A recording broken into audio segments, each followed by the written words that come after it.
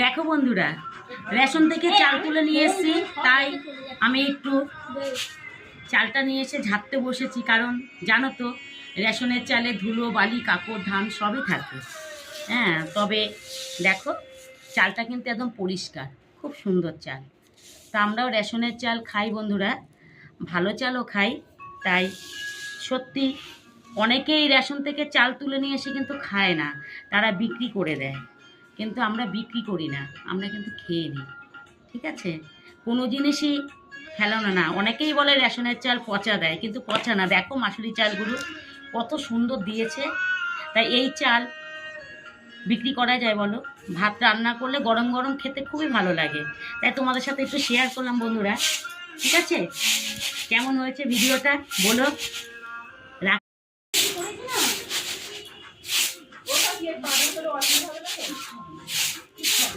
দেখো বন্ধুরা, রেশন থেকে চাল তুলে নিয়ে এসেছি, তাই আমি একটু চালটা নিয়ে এসে ঝাড়তে বসেছি। কারণ জানো তো, রেশনের চালে ধুলো বালি কাপড় ধান সবই থাকে।